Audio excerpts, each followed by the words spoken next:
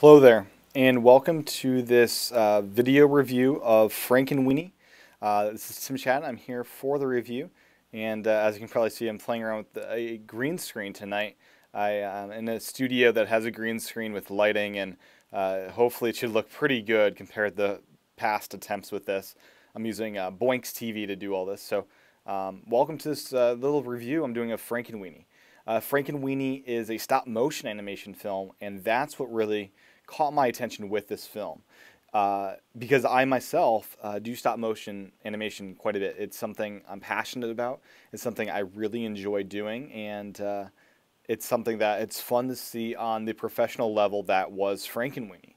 So this was my second film using MoviePass, the $35 a month service here in Hawaii and elsewhere that gets you one movie a day everywhere. But I'm not here to talk about MoviePass. But anyways, I'm here to talk about Frankenweenie. So this film was great and not awesome. So what do I mean by that? Well, I mean this. The film opened great, right? It had all of the good aspects that make a film great. It had great art, great acting, I think voice acting, and also animation acting where they're actually acting out what they're seeing there. It had great music involved. It had a fairly good story involved, and it was overall very good. So the first thing to note is I just loved how this film opened. It opened with such a fantastic way. I saw the 2D version of this. I would recommend seeing the 3D version if you could. The MoviePass did not allow for that. But I saw the 2D version, and opening, they say, it looks blurry, right? You have to put on your 3D glasses because they were watching in the movie, a homemade movie of a 3D stop-motion animation film. And it's such a perfect way to open a movie like this, that they show the consumer-ish way or the kid-style way of making stop-motion animation.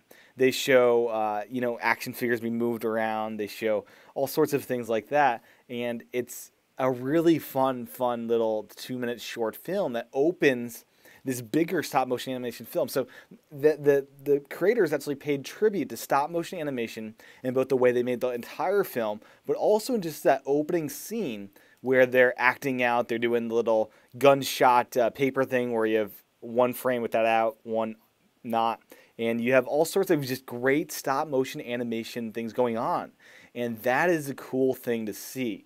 So the opening was just brilliant, and from the first 20-30 minutes, you do get, it might be shorter than that, you get that connection with the main character and his dog, and you get to see that connection. You get to see them connect, and you get to see why he's such a great dog. And that, as many of you know, the plot: the dog dies, and he brings him back to life. Their last name is Frankenstein, actually. So it's kind of in what the whole thing is about, bringing things back to life. And for me, it was interesting to see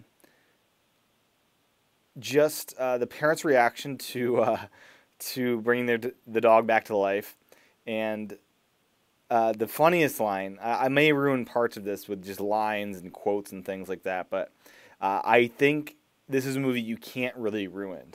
That it's the way it was directed, it's the way it was shot, it's all those aspects that make it ruined. So if you don't want quotes, if you don't want parts of the story, leave now. It's funny that the parents promised him, or said to him, I wish we could bring your dog back to life, but we can't.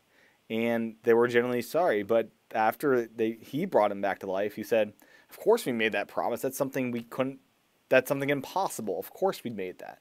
So it's kind of interesting to see how that slipped with that. So I was really into this film the first, say, hour. I think for me, it really lost me when they started adding all sorts of other creatures that were created and brought back from the dead.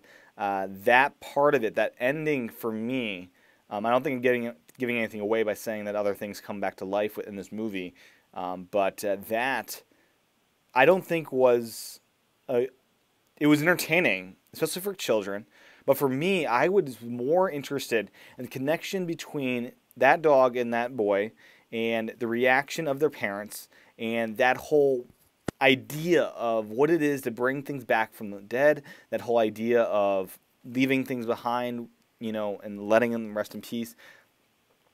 For me, that was the interesting thing. And they didn't explore that as much as I would have liked. So, great film. Not awesome, but I did enjoy the stop motion animation. It was really well done. A great example of what can be done in that medium. I enjoyed it being black and white.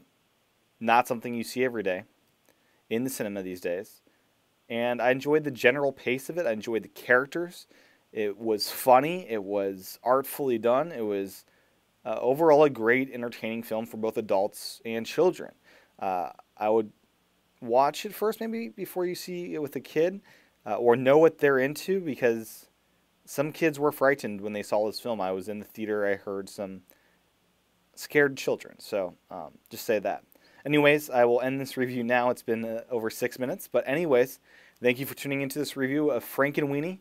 And I'll be back for more movie reviews, as I now on MoviePass, so I can literally see every movie in theaters, and it's economically feasible to do that. So thanks for tuning in.